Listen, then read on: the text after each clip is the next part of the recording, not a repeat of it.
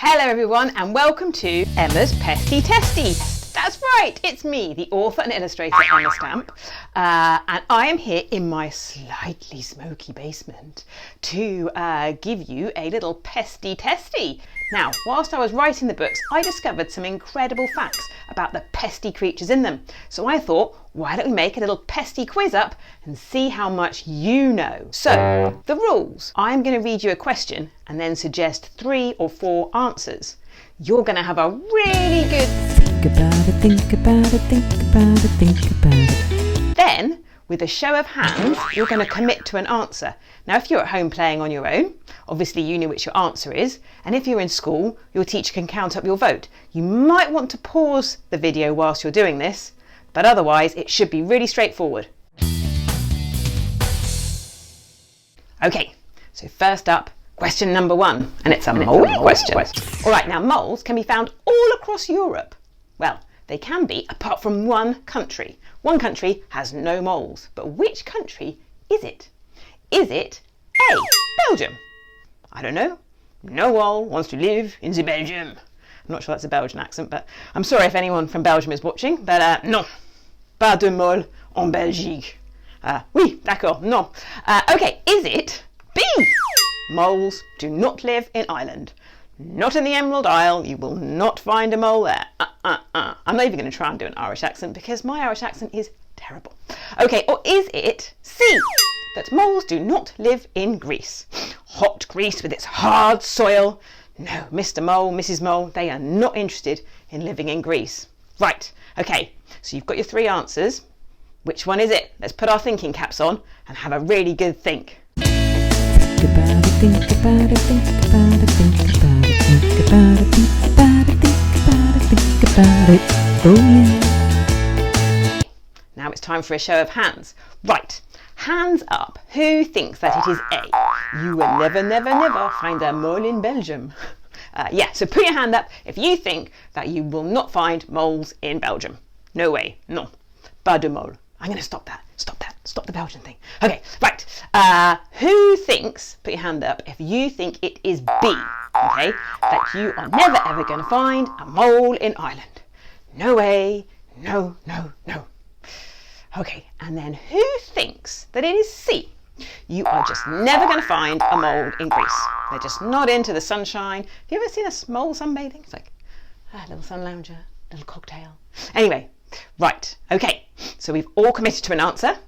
So it's time for our drum roll. And I can reveal that the answer is actually B.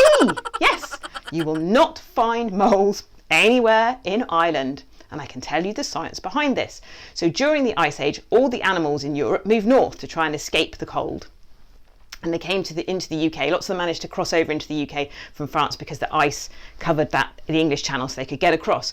But then the Ice Age ended and the seas fell so fast that the sea opened up between Ireland before moles could get across. And actually lots of other species never made it either. I don't think they have adders. Just as an example. Okay, right, well, that's one more question down. Let's get on with the next question. Okay, this next question is about spiders. So if you don't like spiders, you might want to click on and skip it altogether. Right, in 16th and 17th century Italy, they believed that if you were bitten by a tarantula, it was possible to survive the bite if you did what? Okay, was it A? You could survive a tarantula bite if you did a frenzied dance. Whoop, whoop. Yep, if you did a dance, you weren't going to die. Or is it B? That if you got bitten by a tarantula, you rubbed the wound with white wine and then you wouldn't die. Or was it C? They believed that if you kissed a loved one 20 times, that would stop the poison. Right, okay. This is, let's have a think. Think about it, oh yeah. Like, really think about it. Like, oh yeah. Like, think about it. Like, think about it. Okay, time for a show of hands. So, you've been bitten by a tarantula, you live in 16th, 17th century Italy. What are you going to do? Are you, okay, put your hands up if you think you're going to do this. Are you A, gonna do a frenzied dance. Get rid of that. I'm not gonna die today. Okay. Or are you B? Put your hand up if you think, okay, that you are going to get some white wine out of the fridge, a nice chilled glass of Sancerre, and pour it all over the wound. And that way you're going to stay alive to see another day and drink some more wine. Or hands up if you think it is C, okay, that you are going to find a loved one and just give them 20 big smackaroonies. Right, so let's do a big drum roll before we reveal the answer. Drum roll! I can reveal that the answer is indeed A. Yes, unbelievably, they believed in 16th and 17th century Italy that if you did a frenzied dance, just like this, then you probably weren't going to die if you were bitten by a tarantula. Crazy. Oh, and by the way, it was called the Tarantula. Little fact, use that later in life, whenever you want. All right, on to the next question. Okay, everybody, I'm sure you'll be sad to hear this is the last question of this particular pesty testy quiz thingy-me-bob jiggly-boo that I've decided to do. Right, now, in the books there is a rat called Maximus. He's not particularly nice, but I'm going to give you a fact about a rat that I'm not sure whether it's nice or not, but it's quite extraordinary. Okay, so the kangaroo rat, okay, that's this little strange looking creature, can go an extremely long time without water. Okay, but just how long is long? All right, can the kangaroo rat go for an entire month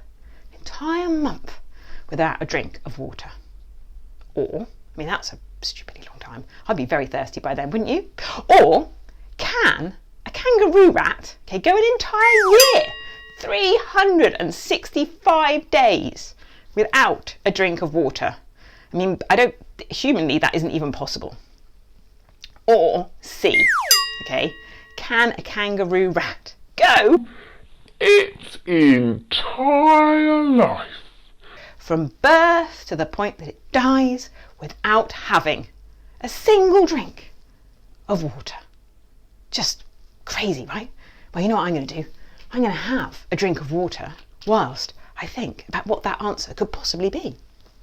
Think about it, think about it. Think about it, think about it. Ooh. Right, that was a very refreshing drink of water. So let's reveal the answer. Okay, so hands up. Who thinks that the kangaroo rat, that's that strange looking creature here, can go for an entire month? Okay, an entire month without water. Yeah?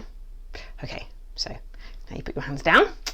Now, who thinks that it is B, that the kangaroo rat, that's that strange looking character here, can go for an entire year, a whole year, not a drop of water will pass its little kangaroo rat lips?